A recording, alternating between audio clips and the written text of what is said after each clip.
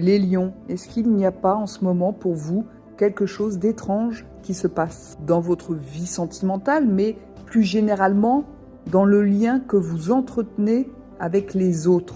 Pluton, depuis 2023, depuis qu'il est entré dans le signe du Verseau, fait une opposition à votre soleil en Lion.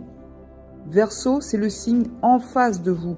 Et pour ce mois de novembre, il traverse votre maison 7, la maison des relations. Dans les mois et l'année à venir, il y a quelque chose que vous allez devoir comprendre, transformer, parfois avec de la tension. Ce ne sera pas forcément facile, mais ça va vous transformer, ça va vous libérer. Et à la fin, ce sera bénéfique. Pour ce mois de novembre, la communication est la clé chez vous. Dans le domaine sentimental pour les célibataires, Vénus se trouve dans votre maison 3 et Mars dans votre maison 4. Vénus en 3, c'est la communication. Vous allez beaucoup communiquer ce mois-ci. Mars en maison 4, vous restez chez vous. Vous n'avez pas envie de sortir.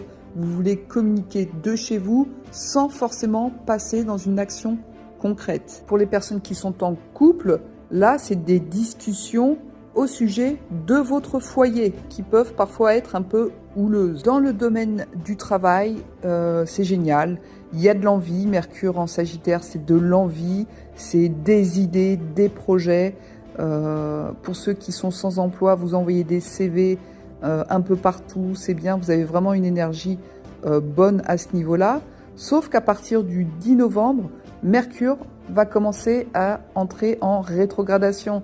C'est-à-dire qu'au lieu d'avancer, elle va se mettre à reculer.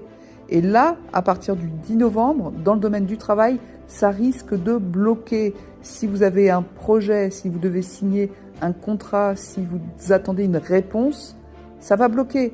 Vous allez être dans une attente. Et ça va durer jusqu'au 30 novembre. Après, ça repart.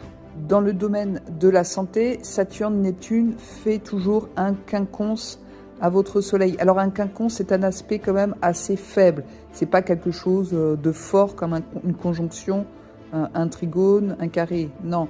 Mais ça touche quand même votre soleil. Et là, avec Saturne-Neptune, c'est quand même de la fatigue. Vous me direz, on arrive en fin d'année, c'est normal. Mais vous pouvez, en tout cas, pour ce mois de novembre, le sentir un peu plus fort que d'habitude.